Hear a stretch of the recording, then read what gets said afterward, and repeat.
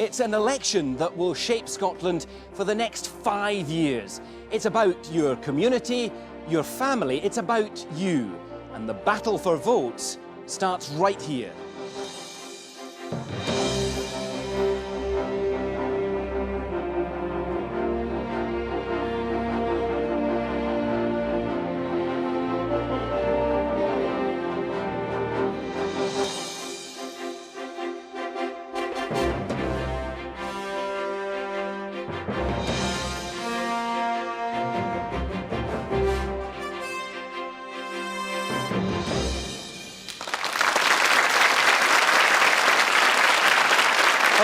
And welcome to the BBC studios here in Glasgow. It's the first day of the Holyrood election campaign, and for the first time in this contest, we've brought together the leaders of 6 political parties, debating head-to-head tonight: Nicola Sturgeon of the Scottish National Party, Kezia Dugdale for Scottish Labour, the Scottish Conservatives Ruth Davidson, the Scottish Liberal Democrats Willie Rennie, Patrick Harvie, co-convener of the Scottish Greens, and the UK Independence Party's member of the European Parliament for Scotland, David Coburn.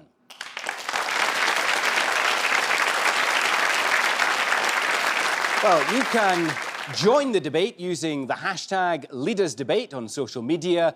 We're on air with Radion and Gale, and there's live reaction online too at BBC Scotland News.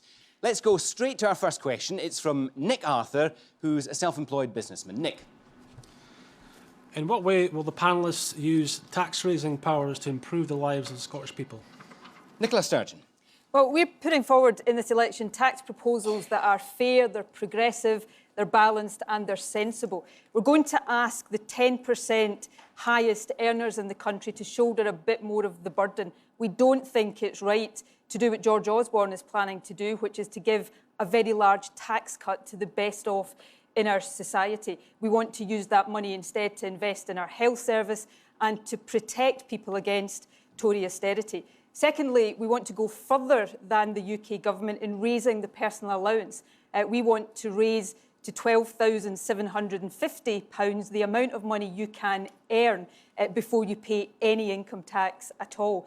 But thirdly, we don't want to raise the basic rate of income tax because 2.2 million people who are struggling to make ends meet shouldn't pay the price of Tory austerity. And taken together, those proposals with our local tax proposals will help us to raise an additional £2 billion over the next Parliament that we can invest in public services, in growing our economy, in protecting disabled and vulnerable people, and I very much hope continue to make life better for people across our country. And whoever forms the next government will have control of all income tax rates and bans in Scotland for the first time from April 2017. Kezia Dugdale, what would your party do? Well, Nicola Sturgeon's laid out there what she would do with the powers to raise additional money, but it won't be enough to stop the cuts. It's not enough to end austerity.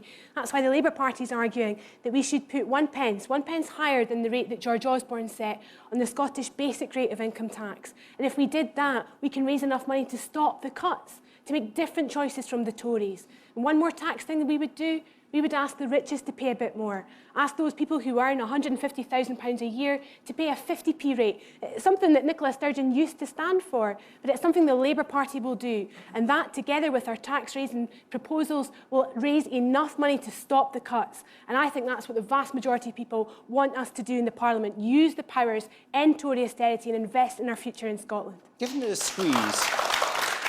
the squeeze on public spending, Nicola Sturgeon, why aren't you prepared to put a penny on income tax? Why aren't you prepared to put up the top rate to 50p? Well, let me take both of those points. Firstly, on the basic rate, 2.2 million people, including 500,000 pensioners, pay the basic rate of income tax. Many of them are still struggling to make ends meet. Household incomes are under real pressure, and I don't think it's right to transfer the burden of Tory austerity onto their shoulders.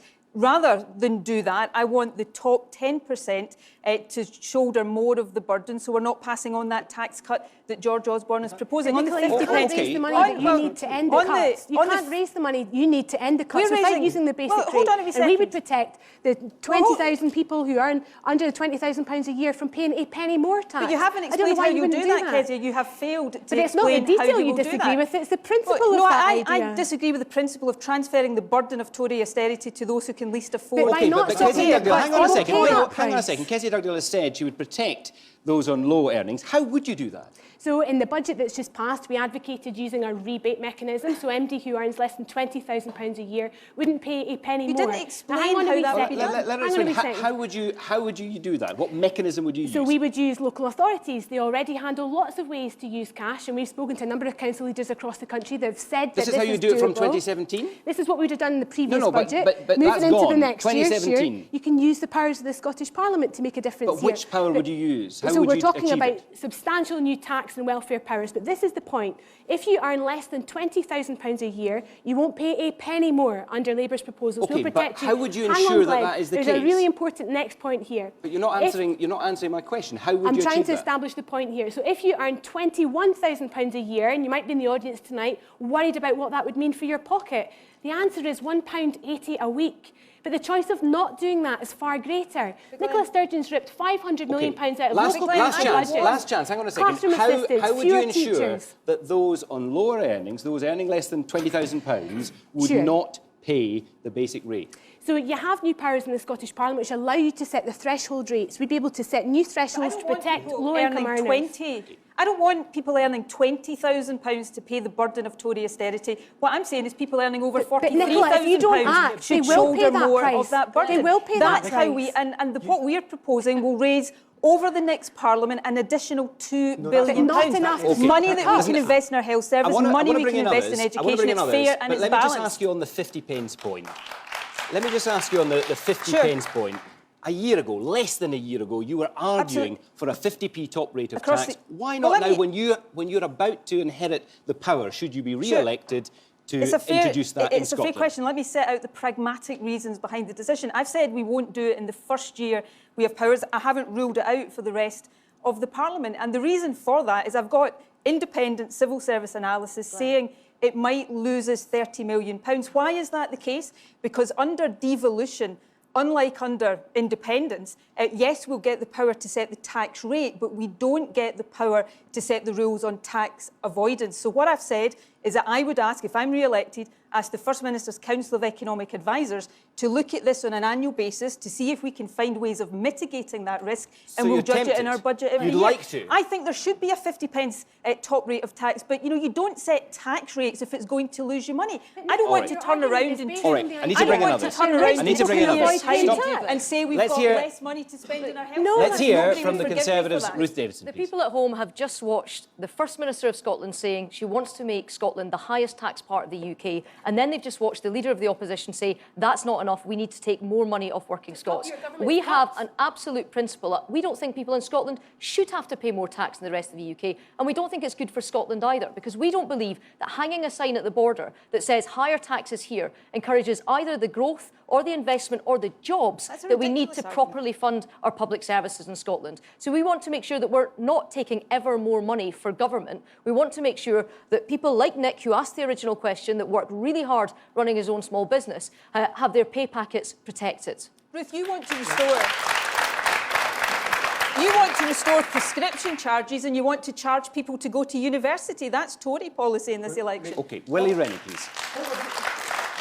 What we've just heard from Ruth Davidson is her backing of George Osborne's tax plan. She wants to give a tax cut to the wealthiest in society. I want to make a transformational investment in education. Scottish education used to be one of the best in the world. Now it's slipping down the rankings.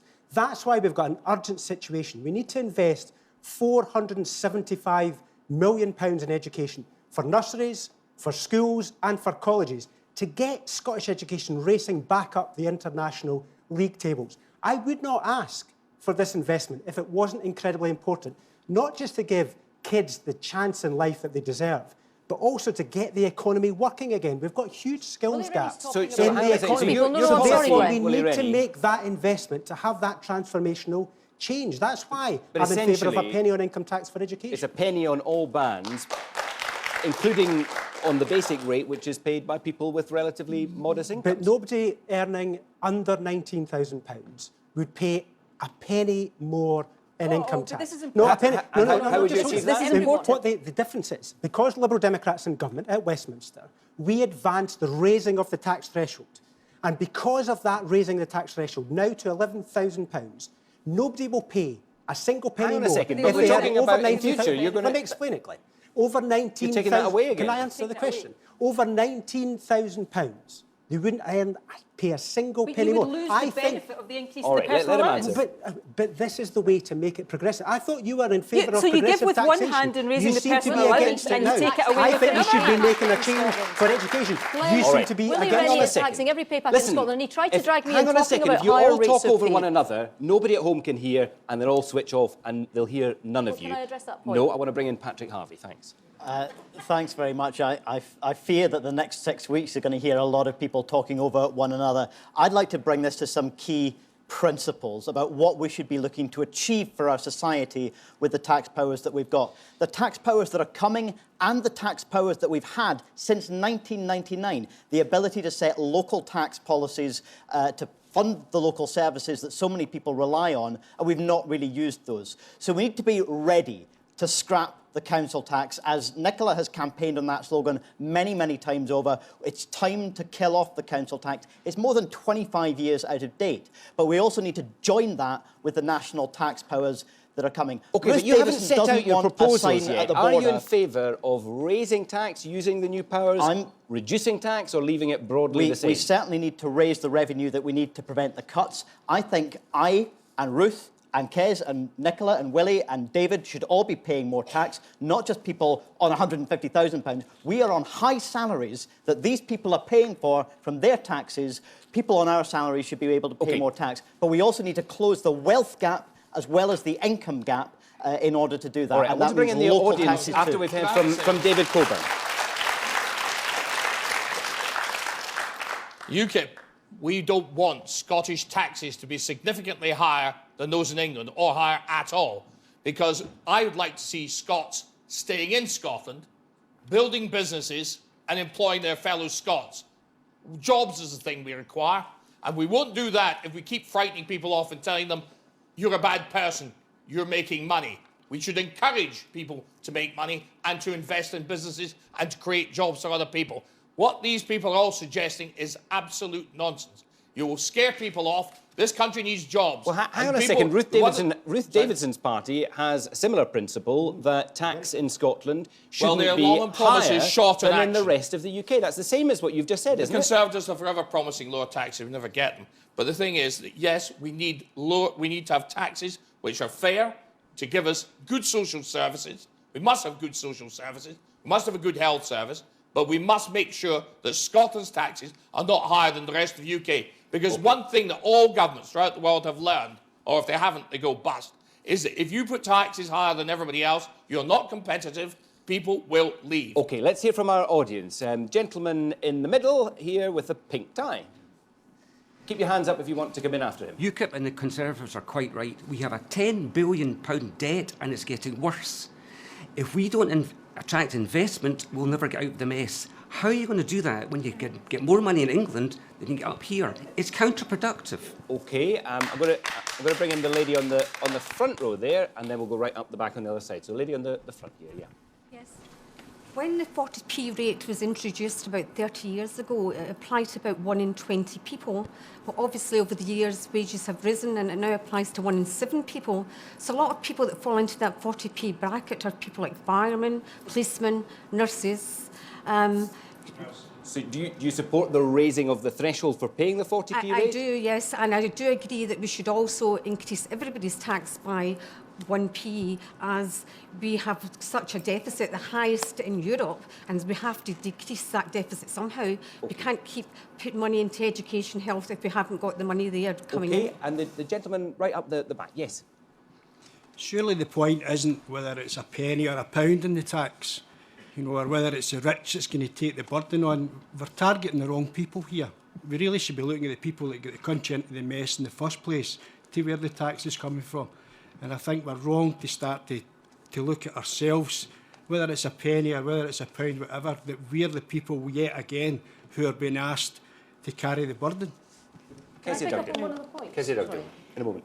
Why do we want to put up tax? The Labour Party wants to use the tax power so we can invest in education. Why do we want to do that? Because we want to bring jobs to this country. We can't compete with other European nations or other countries around the world on low skills, low insecure work. We have to get high skilled jobs here, which is why we have to invest in education to make sure everyone in this country can fulfil their potential. Now, the 50p policy that we've advocated is specifically for education. And what I cannot believe is that Nicola Sturgeon, who's made her name as this great socialist, this great crusader against austerity, is standing here tonight making an excuse that she won't introduce the 50p tax rate because rich people might avoid paying it. Why is there one rule for her and one for everybody else? She has talked about that, but Ruth Davidson doesn't want to introduce a 50p tax rate either. Well, I'd like to come back to what the lady in the front row said, because she talks about the people being dragged into that higher 40p rate. And according to the ONS, that is now 1 in 10 nurses, it is a quarter of school teachers, and it is a third of police officers across the UK now pay that rate. Now, that was never what that rate was designed for. And what you're all going to be asked to do on the 5th of May is decide who's going to be the government of this country and who's going to be the opposition in this country. And what we've got at the moment is somebody saying, let's whack up taxes, and someone say, let's whack them up even higher. Wouldn't it be good to have somebody in there actually saying, let's drag this party back, this country and this parliament back to the centre, not let's drag it ever leftwards? Do you seriously think you could leapfrog Labour in this election? Well, it's entirely up to the people at home. But I tell you something, there is a vacancy in this country, and that vacancy is for a strong opposition that holds the government of the day to account. Okay, well, because in 9 years and 6 answer leaders, I don't think the Labour Party has laid a glove on the SNP. Ruth Davidson's there is talking about public sector workers being in that middle income bracket. What she doesn't tell you that if we don't make different choices from what the Tories are doing down south, we will lose tens of thousands of public sector jobs. We've already lost 4,000 teachers under the SNP, and the predictions about what more we'll lose. What about the point about opposition? I mean, are you worried that the Conservatives might leapfrog you in this election? We have pushed the SNP at every stage to be bolder, to be more progressive. The Tories stand for less role of government in your lives, to do less. I want a government that is going to make this country fairer, more equal, and I believe the Labour Party has the values to do that. It's not in opposition that I want to be, and it's Nicola's desk I want. I want to serve this country as First Minister, and it's Labour values and practice. You can have the desk, you're just not getting the job. Glenn, I can just tell you now, in Glasgow, we're in Glasgow today, there are 30 employees on Glasgow City Council on over 100,000 annual salary. There are 5 employees on more than £150,000. I think before we start raising more taxes from poor people or for people who don't have a lot of money or for many middle-class people in this country who are one month away from a mortgage default, before we ask them for more money, we should get rid of all these council fat cats and make sure we get value for money for the rates we pay. OK, Nicola Sturgeon. But I think we need to raise more revenue to protect our public services. The question is how. The question is how we do that. Now, what I'll be asking is people earning over £43,000 to pay precisely £300 more than they would if they got George Osborne's tax cut. Now, Ruth's wrong to say that will put people off coming to Scotland, because taxpayers in Scotland, of course, get lots of things for their taxpayer money that taxpayers in England don't get. If their child goes to university, they get free tuition. Why are you being far more timid on tax as First Minister of Scotland, who wants to keep that job, than you were as leader of the opposition fighting a Westminster election less than 12 months ago? I've got Ruth Davidson saying I'm taxing rich people too much. I've got Kezia Dugdale saying we're not taxing poorer people enough. I think that says to me we're probably in exactly the right place in this election. All right, enough of the noises off, David. We want to hear from Willie Rennie. There was an implication from a question in the audience that somehow modestly increasing taxes by 1 pence in the pound on all the rates will have a dramatic impact on investment and the economy. I can tell you what will have a dramatic impact on the investment in the economy is not having the skills for businesses to fill the jobs, to create the growth, to create the wealth, to create the taxes. It's a virtuous circle. That's why we need to invest, isn't it? It's a measure that will be required to have a transformational effect. If we do not do this, there are large sections of society are just not participating in the economy. I want them to be trained and participating. There are many businesses that have not got the skills that they need. I want those businesses to have the skills. That's the change that we can have to grow the economy. Two more voices from the audience, then we're going to bring Patrick Harvey. So the gentleman in the stripy purple shirt. Is there not mechanisms just now that you can actually create new taxes? And you talk about tax avoidance. How much was Amazon given to open air building? Exactly. What kind of tax policy would you favour, briefly? Oh, I've favoured a penny, either with Willie Rennie or Kezia. OK, thank you very much. And gentleman here, yes. We've got the worst current account deficit in Europe, 9.7%. It'll be higher next year because we'll have less oil revenue. A penny on the income tax only raises £500 million. The big issue is we're going to run out of money. We're going to be the laughingstock of the world with our deficit. So we've got to get a real problem. I want to know how we're going to reduce the deficit of our country. The whole of the UK? No, Scotland. Just in Scotland, OK.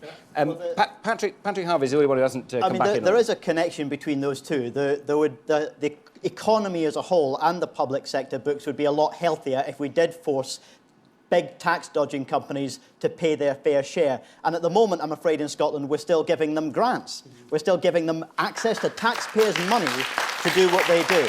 Well, look, the thing is, for most of my lifetime, we've had an economic model. I call it the failed economic model, the outgoing economic model, which is about lower taxes, lower taxes, lower taxes, governments scaring their citizens with arguments about tax competition and big business is all so clever, we need to attract them, they'll all go away. You're against capitalism. The result of that is chronic inequality, both in incomes and in wealth. We've got people working every hour they can get. Could you end that system from Holyrood? The point is that we need to have the boldness of the courage of our convictions in Scotland to take our economy in a different direction now that we do have the powers to do it. We need to do that with the tax system. We also need to do it with public investment in the priorities like housing, like energy, like infrastructure, which it takes the public purse to invest in. The market will not do that for us. Ruth doesn't want a sign on the border saying Scotland is closed for business. I don't want a sign on the border saying Scotland, the country that trashes its public services. That's the choice that we have to make at this election. Can I just pick up the Aberdeen point? Can I just pick up... There'll be a massive flight of capital if we followed your model. And what's to stop people re-registering south of the border? There are a lot of clever accountants and there are a lot of clever people. And they are not going to sit there and be plucked like a caper cayley. They'll do something about it. They'll move their businesses to another part of the UK or another part of the world. Get real.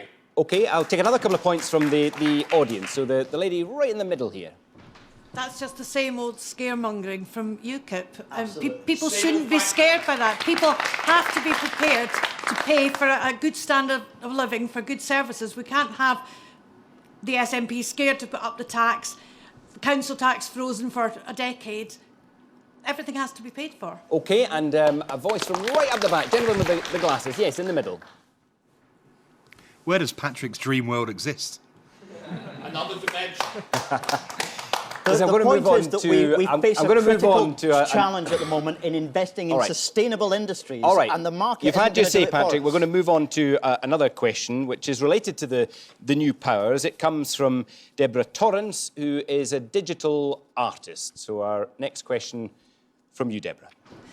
If elected, what are your party's plans to mitigate the upcoming changes in welfare that's going to hit Scotland?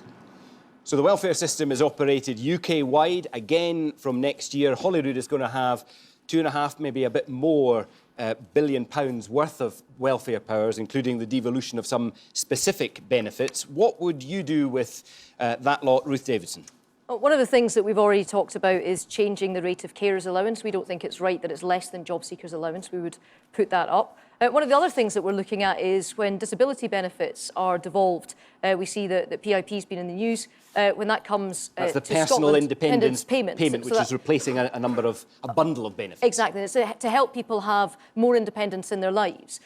We want not to hold that at Holyrood, but to look at whether we can devolve that down closer to where people need it. So one of the submissions to the Smith Commission that was looking at how we use these new powers came from Scotland's local authorities. And they said that it would be much better, because we're bringing health and social care together, that if we administered something like that from closer to people themselves, so we did that, whether that's through a health board model, whether that's through local authorities, whether that's through a health and social care partnership, and that's something that we want to see developed. OK, Willie Rennie. I think actually there's some good work being done by the SNP government. I don't often say that, but there has been some good work. They've reached out, engaged with Civic Scotland and developed a plan that I think involves kind of dignity at the heart of it. It's accessible, it's a fair service, but it's also suited to people's needs in Scotland. And that's the whole purpose of devolving this new Scottish Welfare Fund for the first time, £3 billion. But there's UK-wide pressure on welfare spending. There's an attempt to cut that. The question was, what would your party do with the new powers to mitigate? I think what we would do, changes? I was just coming to that, Glenn. In terms of the carers' benefit, I do think we need to bring that up to the level of the job seekers' allowance. I also think we need to make sure that the bedroom tax is abolished altogether. We're mitigating it just now, but it needs to go altogether. Yes, we are mitigating it in Scotland. That's correct. So, but we also need to make sure.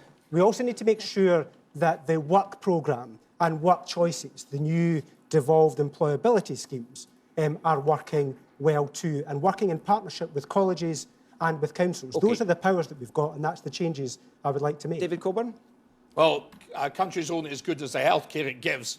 And I'm a great believer in the healthcare. My family worked in the healthcare system. Father was a pharmacist.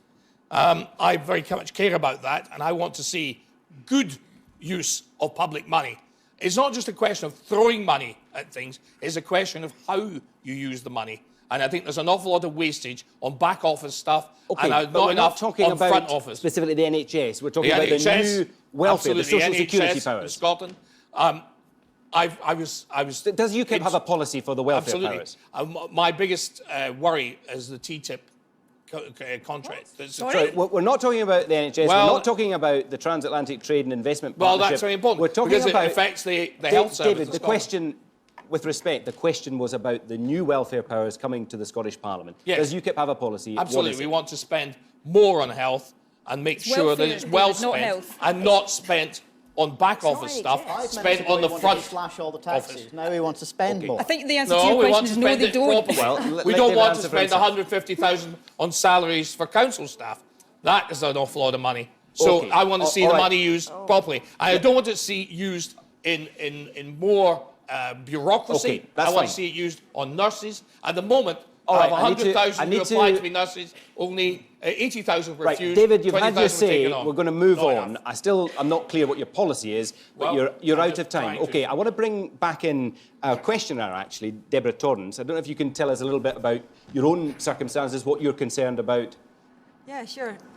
Well, the Tories, they backtracked on personal independence payments recently, but we're still going to be impacted by them when DLA eventually gets... That's disability living allowance, which is one of the benefits that's being devolved. Because there's a big massive difference between being able to walk 50 metres and being able to walk 20 metres. And that's still going to impact a lot of people in Scotland. People who will end up losing their mobility vehicles, losing their legs, essentially. And when I was listening to what Ruth was saying about what you want to do with welfare, got a wee bit of a cheek, really, considering all the cuts that's happening right across social security, from in-work benefits as well as disabled people. OK, I'm going to let Ruth Davidson answer that, and then I'm going to bring in the others. Ruth Davidson. Sure. Well, first thing I would say is, looking to the long term, what we're trying to do is get more people into work than ever before, including people that are furthest from the jobs market. And oftentimes that has been people who have had disabilities and difficulties, and we're doing that. Where I think the UK government has gone wrong, I've spoken up, I did it at the weekend, and I'm very pleased that the changes aren't going ahead. And the changes weren't about cuts, they were about cutting the amount of increases. So we've increased the amount being spent down south and across the UK on disabilities. When Ian Duncan Smith resigned from the government and in his resignation letter suggested that the government might be giving the impression that we're not all in this together, was he right? Well, I thought that the way in which they were going about it was wrong. I said that at the time. I said that on Saturday morning when we moved on, before there was any sort of change in the government. You said the budget was absolutely the right thing to do. You did not say that those cuts were wrong. Payments. Well, look, it's on the record. You can go up and look Saturday's papers, because I was after the event. What was wrong about it? What did you like? Well, I think that the long-term goals and aspirations of the UK government to get more people into work are right. I think some of the short-term changes that they made have hit the very people that they're trying to help. Which ones would you reverse using So I Holyrood's already spoke about tax credits. I spoke at the weekend. I spoke about PIP. And when these are coming, this is what we should be talking about: how we use them and how we do them. And I think that there is a different way of using PIP. And I think the whole point about PIP and the personal independence payments is about having a personalised service for individuals, and that's better worked out at a local level when you're using the care users and workers that you're doing. Last year with George Osborne, the budget went wrong over tax credits. You criticised him for that. Retrospectively, you're criticising for what he was planning to do on welfare. Have you lost confidence in the Chancellor? Absolutely not. He's got the country back on track. We're the fastest growing country and economy anywhere of the G7 nations. So he's right, but he's wrong. Is that right? Well, look, there's more people in work than ever before. We're the fastest growing economy in the world, of any major nation. And you see other countries that were in much easier positions than us who are in much worse positions now. Ruth, thank you very much indeed. I want to concentrate on Deborah Torrance's question and ask you, Nicola Sturgeon, what would you do for Deborah? OK, well, when we get the powers, which will probably be 2018, firstly, we'll establish our own social security agency, so we're less reliant on the Department of Work and Pensions, which sanctions people more than it supports people. We will abolish the bedroom tax, which we mitigate just now. Willie's party, incidentally, helped the Tories introduce the bedroom tax. We did actually we will set up a new maternity and early years allowance so that we can... I'm coming on to disabled, but to help with child poverty, and we will maintain, not cut, support for disabled people. I think the Tory treatment of disabled people has been absolutely and utterly disgusting. It is scandalous. And Ruth Davidson, I'm no fan. You're not going to increase I am spending. no fan of Ian Duncan Smith, but at least he found it within himself to resign over the cuts to PIP. Ruth Davidson said nothing. She went into hiding. She sat silent until after She's also made her views clear this evening, but what I'm interested in is what you would do for Deborah. You said that you would maintain spending on disability benefits. What do you mean by that? Well, I don't think there should be any further cuts to disability benefits. I think, so and I hope... But they won't, well, first they won't of all, be more generous. Well, first of all, we've got to stop the cuts. Yes, I would like to see us get into a position where we are more supportive of people with disabilities. For example, when the Tories abolished the Independent Living Fund, we got the power over that. We didn't abolish it. We protected the Independent Living Fund, and we added an extra £5 million to the Independent Living Fund. So no further cuts to disability-related benefits if you're re-elected? Absolutely. Okay. I do not believe we should be trying to balance the books on the backs of disabled people. That is a fundamental belief of mine. Kezia Dugdale. The Labour Party's proposals for the election are actually very similar to the SNP's. We've talked about increasing the carers allowance to GSA. We've talked about abolishing the bedroom tax once and for all, using a new maternity grant to help struggling mums. But there's perhaps one idea that we have that's a bit different from the SNP, and that's about having a new employment agency in Scotland. So we'll get powers over the work programme, and I think we can do an awful lot better with that than we've seen the UK government operate. So we could have a new agency in Scotland which helps people get into work, and those people in work get on in work. And critically, that's got to help people with disabilities get the support they need to take a part in full employment and live decent, dignified, fulfilled lives, and that's what we would do. OK, I'm keen to move on, but Patrick Harvey... I think on some of those specific points, you'll actually find that there's a lot of consensus in most of the political parties in the Scottish Parliament anyway.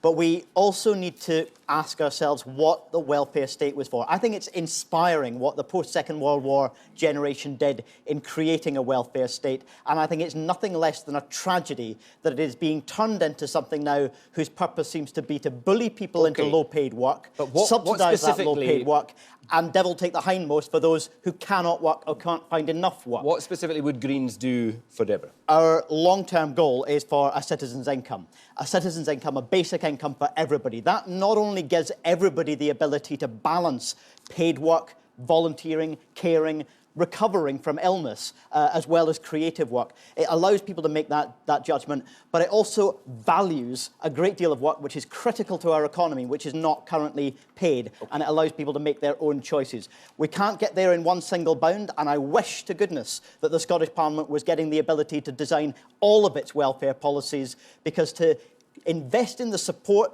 that people need, whether because of disability or anything else, to participate in our economy and society. That is not a cost. It is an investment in a stronger, more decent society. OK, thank you.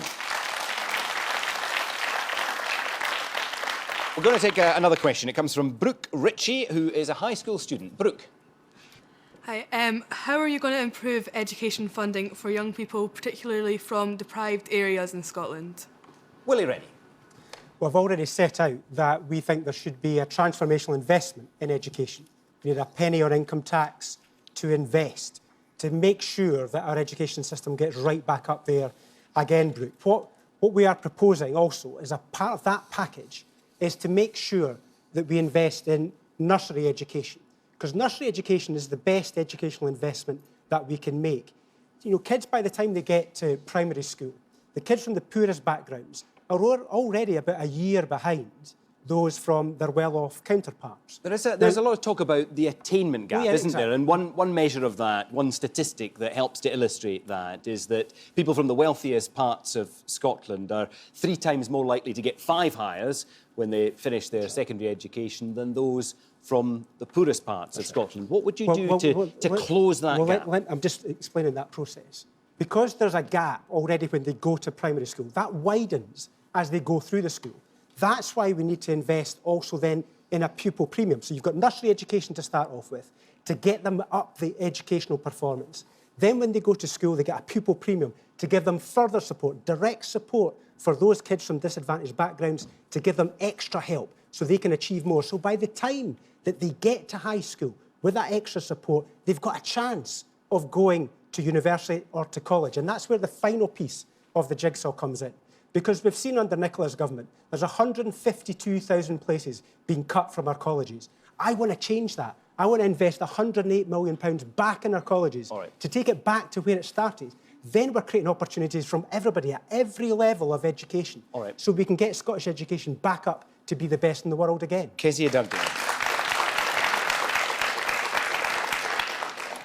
The Labour Party wants to close the gap between the richest and the poorest kids in the country, not just because it's the thing we must do to deliver a more socially just society, we have to do it for economic reasons. Otherwise, the world is going to pass us by, and all those high-skilled jobs of the future will go to other countries because we've not been able to give our people here in this country the best possible education to fulfil the best possible start in life. There's a story in the newspaper this morning about Scotland having the highest dropout rates of any of the 4 nations across the UK when it comes to our universities. So just because we've kept tuition free in Scotland, and I intend to keep it that way, Nicola Sturgeon's cut the bursaries for the poorest students by 1/3. And by God, we're seeing the reality of that today, with people from the poorest backgrounds dropping out of university. That's bad for equality, and it's bad for our economy as well. OK.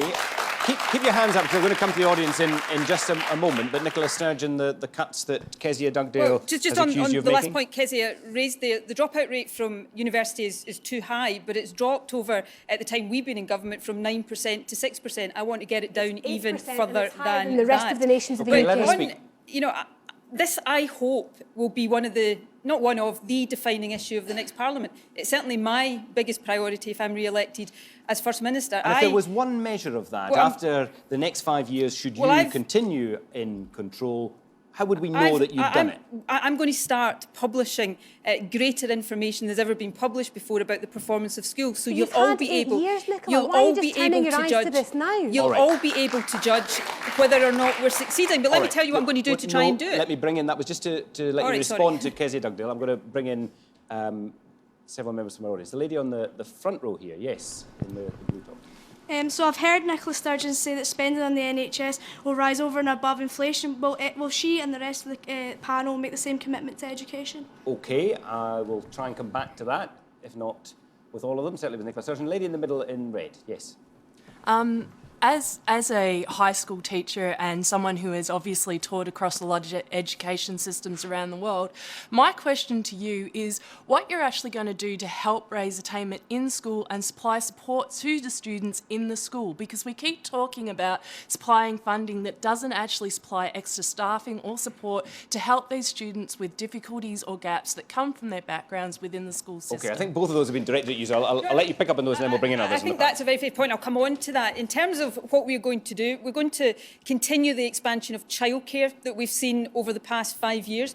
We've expanded childcare in the past 5 years. We want to double it in the next 5 years because the education we give our youngest children is the best foundation for their school education. Secondly, we've set out plans to invest an additional £750 million directly in our schools to help close the attainment gap. Money that doesn't get filtered through different governments but actually goes direct to head teachers to allow head teachers to employ more staff or to take whatever steps they think is important to get attainment up. And that's been the whole thrust of our attainment challenge that we set up. That you're open-minded about the future of education. I mean, should some schools be run outside local authority control? I want to see more money get direct to head teachers, so I don't want to see it being, always filtered through governments. That's why the money that I've just spoken about, we're going to get direct into schools, because what I want to see is schools and teachers and head teachers in schools much more empowered to do what they think needs to be done to raise attainment. The third point I want to make is about higher education. We have seen a growth in the number of young people from deprived communities going to university, but I want there to be an equal chance to go to university regardless of your background. So we're going to widen access and keep education free. I think there is an issue about resource, and we would increase in resource. We know that there's £650 million more coming to Scotland as part of last week's budget than there was otherwise. We'd use around half of that on schools. We'd supplement that by unfreezing the council tax. There'd be more money for councils. And we've been asking Nicola for many months now to have the attainment money, that £160 million, follow the pupil, not just get divvied up between local authorities, and I'm glad that that's finally changed. But funding and resource is actually only part of it. The other part of it is leadership within our schools. This week there was a report out that showed that the 2 best schools for hires in Scotland are here in Glasgow. One of them is Jordan Hill, one of them is the Gaelic School. Now, one's local authority, one's not local authority, so it's not about the structure. But what is important about them is that they are both unique schools because their head teachers are allowed to do things differently and they know what's best for their pupils. So what we want to see is a much greater empowerment of our teachers and our school leaders and our educational leaders to be able to do things differently because they know better than anybody in this panel what is best for their children and their pupils. David Coburn. Various secretaries of state for Scotland, both Labour and Conservative, conspired together to destroy what we had in Scotland, some of the best schools in the world, like Allen Glens, Glasgow High School, all the rest of it. Some of them went private, and now people have to put out a great deal of effort to send their children to a school. It puts many families in a very poor position. I believe we should have grammar schools where every child should have the chance to get ahead regardless of their financial situation or where they are in society. I want to see grammar schools which go for excellence and want people to strive hard. I also want to see technical schools in the German model for those who are not academically inclined, with a different way of looking at things. And that is what we deserve in Scotland. We used to have the best education system in the world. It's been ruined by all this lot. We need something different. And the Conservatives are just as bad at destroying Scottish grammar schools. Patrick Harvey. I think all political parties that you should take seriously, at least, have recognised that there is more that can be done to deliver investment specifically in closing the attainment gap. And I think, to their credit, the Scottish Government have acknowledged that that can be done better than it's been done so far. So I do think that we're going to see progress on this in the new Parliament. But my concern is that simply talking about that additional funding, about closing the attainment gap, if we're doing that at the same time as local councils are losing their revenue, then schools, like every other public service, will continue to be under pressure and they won't be able to get the maximum impact of that additional resource. And I think schools also have coped with a great deal of change already. Schools and teachers that I've spoken to around the country when I've been out visiting local branches, they've been talking about the amount of change they've had to deal with, the amount of time pressure they've been under to cope with that change. Schools and teachers need to feel supported to do what they're doing. And Patrick Harvey, you've been talking tonight. You've been talking tonight. Hang on a second. Not You've one been of them, talking Glenn, a lot has about told me that standardised testing should be the priority at the moment. But I wanted to pick up on the idea of getting more money into schools. I mean, you've been talking about investment quite a lot tonight. Is there an amount of additional revenue that you want to raise with whatever tax package you come up with during the election campaign? Do you have an amount of money that is needed for the sort of investment that you're promising tonight? We'll be publishing our detailed tax plans next week. The point of principle How much do they need to raise in addition to We'll be what publishing the our Scottish detailed Government has at the plans moment? next week. The point at local level, though, is that no, I don't think central government should tell local government how much money they're allowed to raise. In most European countries, a central government finance minister would find themselves in court and losing if they tried to tell local councils how much tax they're allowed to raise. OK, I want to move on to another question now, but I should say that if you intend to cast a vote for the Scottish parliamentary elections on the 5th of May, then you must be registered to do so. The Electoral Commission, who have responsibility for elections, advise that it only takes a few minutes, and like everything else these days, it can be done online. The address to go to if you want to register to vote is at the bottom of your screen. So another question, and it comes from Mark Eyre, who is a consultant and author. Mark Eyre. So when push comes to shove, will you support fracking or not? Ruth Davidson. We believe that local authorities should be able to look at the planning of this, but actually we think that we should have a mixed energy policy, and that involves non-traditional gas extraction. We have the best safety regime anywhere in the world that we developed in the North Sea for getting gas out of the ground. It's a low-carbon energy fund. We've got 65,000 people that have just been laid off from the North East, some of whom can be used in this, and we think that as long as you have the best safety rules in the world, it can help contribute to our energy mix. So yes. Willie Rennie. No, absolutely. I think we need to start meeting our climate change targets. We've set some of the best climate change targets in the world. Some of the world-beating climate change targets were made here. But in the last 4 years, we've never met them. And what we shouldn't be doing is taking more carbon out of the ground. We should be investing instead in advancing renewables, which Ruth Davidson's government OK, but just let's pause for a second, because that, Willie Rennie, as you well know, is not what delegates to your conference said a couple of weeks ago. They voted to lift the current moratorium, the temporary ban on fracking. So why the flip-flop? Well, in our manifesto, it will be clear that we are not in favour of fracking. The policy committee of the party... Some of your party members must be pretty fed up with that. Well, we can have a discussion about our internal machinations, if you like, Glenn. But the party So it doesn't matter what they say? Well, if we are having a discussion, I'm quite happy to talk about that, but I would rather talk about fracking. So you've overruled them? Well, I'm the leader of the party, I've set the policy. I don't want to advance carbon-based technologies, energy generation, any more than we are doing just now. I want to invest in renewables. I want to meet our climate change targets. Yeah, but how can we trust you on that? Because the Liberal Democrats have a bit of a credibility problem ever since going into coalition and ditching the pledge to scrap tuition fees. How do we know when you say no fracking, you really mean it? You ran the UK government energy department. We gave it the green light. Well, Glenn, we're not going to make that mistake again. You made it once, though. We're not going to make that mistake again. We are prioritising renewable technologies. That's what we did in the Department of Energy at Westminster. Okay. That's the priorities for the Liberal Democrats, because we want to meet our climate change obligations. Let's hear from David Coburn, please. Today, ladies and gentlemen, they closed Long Annet Power Station. Now we have to rely on a lot of renewable energies, some of which are not reliable. When the wind doesn't blow, how do we generate electricity?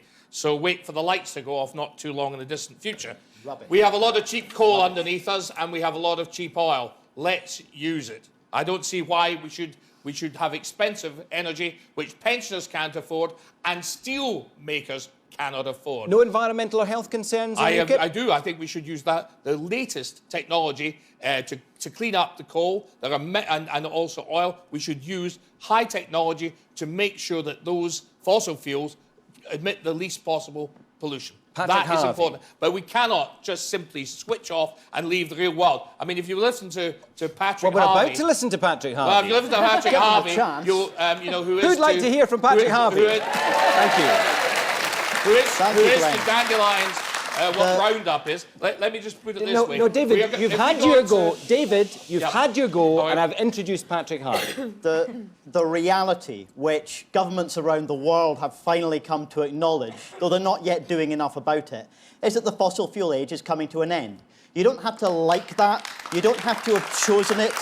You don't have to have been, campaigning on this issue for years. It's a reality. And the mantra of maximum fossil fuel extraction, which these parties all support, is not even keeping people's jobs safe. So the challenge for us is to invest in the alternative. We've got far more fossil fuel in the ground globally than we can ever afford to burn. So we need to be investing in the alternative. Shouldn't we be looking at this as part of an energy mix, given that we are now no longer burning coal in Scotland, and given that the North Sea industry has shed so many jobs, some of which might be able to pick up new work in the fracking industry? A great many of the people working in that area can see positive, long-lasting, secure futures from renewable energy, from electricity storage, also from oil and gas decommissioning. We're already at risk of losing oil and gas decommissioning jobs to companies in other countries. We should be securing those jobs here. I'm going to come Fracking is an absolute no from the Greens. Okay. But I do hope that the Scottish Government are willing to say the same thing. Well, we'll come to the SNP and Labour in just a moment. I want to bring in a few thoughts from the audience before we do that. Gentleman behind you then. Surely an increasing number of countries across the world are banning fracking. There's Canada, France, Germany, Bulgaria, many states in the USA. There's loads of research to show how damaging it is, not only the carbon gases that were already there, there's also leakage of methane. There's loads of research on this. Surely people are running scared when Grangemouth say they might close down and people see that as, a loss of votes. The sensible way is surely ban it and move on. OK. Kezia Duggan. I think people at home will expect their politicians to follow the evidence, to follow the science. And the science tells us that the last thing we need when we face the tragedies of climate change is another fossil fuel. So now that we have the power in Scotland to ban fracking, the Labour Party would use it. No ifs, no buts, no fracking with Scottish Labour. Very briefly, now we're bringing Nicola Sturgeon. Kezia talks about following the evidence, and the evidence has shown that not only in America has fracking reduced energy bills for homeowners by a half, climate change, Ruth, it has also brought down carbon emissions because it's a much lower carbon technology than things like coal. So, I think it's up for local authorities. They should be able to decide on their own planning whether they allow it or not. But as long as we have the safety regime in place, as long as local people are happy with that happening, then this can absolutely help bring down fuel poverty in this country. The evidence that you rely on is slashing the renewable energy budget in the UK.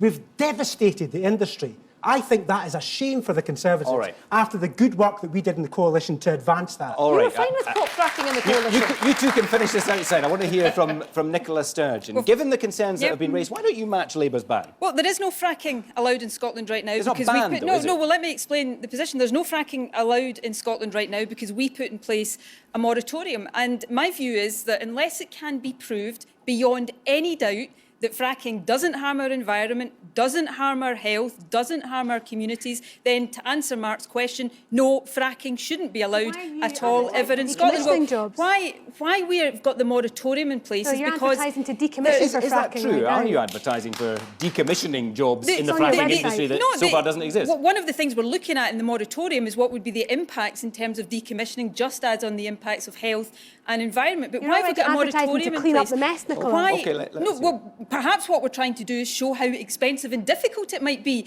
to do that. But one of the reasons we've got the moratorium is because we have a situation where the UK government have given licences to companies to frack in Scotland. Yeah, so unless, and you're going to have the power over licensing. Exactly. Devolved to Scotland. Well, we insisted on no more licences being granted until we get that power. But unless we've got the solid evidence before we were to move to a ban, we'd end up in court. Are you frightened that INEOS or some other big corporation takes you to court? Well, I don't want to end up in court. I want to get the evidence in place so that we can take our decisions on that basis. But there is no fracking. There is no fracking allowed in Scotland right now. And if there is any suggestion at all that it harms an environment, there will never be fracking allowed in Scotland as long as I've got anything to do with it. We've got time for, I think, one final question. It comes from Lynn Hunter, who's a company director. Lynn. President-elect Donald Trump calls you, what's your opening gambit? If President-elect Donald Trump picks up the phone to you, what is your opening gambit? Willie Rennie. Get off my phone. Is my worst nightmare that somebody like that could be in charge of one of the most powerful countries in the world? I mean, if we've got somebody like Obama or the alternative, Hillary Clinton, I think it could be a great country, that we could achieve great things in the United States. But with Donald Trump, he'll just drag it right down. David Coburn. Well, Donald Trump seems to me, the idea of him becoming president, he makes... as bad as you becoming president. I'm aiming at First Minister. Donald Trump makes Dr. Strangelove, the movie about the nuclear war, seem more like fact than fiction. So it's a very terrifying prospect. I think he has some very strange ideas. OK, and he's on the phone to you. What are you saying, David? I'm saying, come around for a game of golf, Donald. Let's invest some money in Scotland. Patrick Harvey. He's not going to call me. I remain to this day the only person who's been a member of the Scottish Parliament to be formally cleared of blasphemy after a complaint put in by Donald Trump to the Parliamentary Standards Commissioner about me. You're I'm proud glad of to that, say by that the sounds of things. It gives me a little thrill of pride when I remember that. What are you saying if he does phone you? I think my jaw would be on the ground. I just don't think... Look, You would be speechless, OK. Let's just make one serious point, which is let us all unite in hope that the American people see through the racist, xenophobic, misogynistic, bombastic rhetoric of this odious man. Ruth Davidson. I think if Donald Trump phoned me, I think my question would be, can I have fries with that? Because I don't think he'll have a job, because I don't think he'll be president of the United States, because I have too much faith in the people of the United States to ever let that man anywhere near the White House. This is not such a far-fetched prospect that Donald Trump would phone whoever is the next First Minister, because, of course, he dealt with Labour's Jack McConnell and the SNP's Alex Salmond as he was seeking to invest in Scotland. Kezia Dugdale, what would you say? 3 simple words. Stop preaching hate. And do you think it was a mistake for the Scottish Government of whatever colour to get cosy with him? Look, I'm sure Nicola regrets it now, but all she was trying to do was to bring investment and jobs to Scotland. It's just a shame it had to be from the character of somebody like that. Nicola Sturgeon. Well, given that I stripped Donald Trump of the global Scot status that Jack McConnell gave him, I'm not sure he'll be wanting to phone me in the highly unlikely event that he becomes president. I don't think it is going to happen, because I actually do think the good people of America will send Donald Trump packing, and we should all rejoice when that happens. And what would you say? What would your message be? I'm on the other line, sorry. You're too busy. OK, well, thank you all for those answers, indeed for all your contributions. We're approaching the end of our time. We have come to the end of our debate, but of course the campaign for your vote ahead of the May election has only just begun. We'll be hosting another Leaders' Debate just 4 days before the election, and in between we'll be covering every twist and turn of the campaign trail on television, radio and online. For now though, my thanks to all on the panel and to the audience here in Glasgow. From all of us, have a very good night. Good night.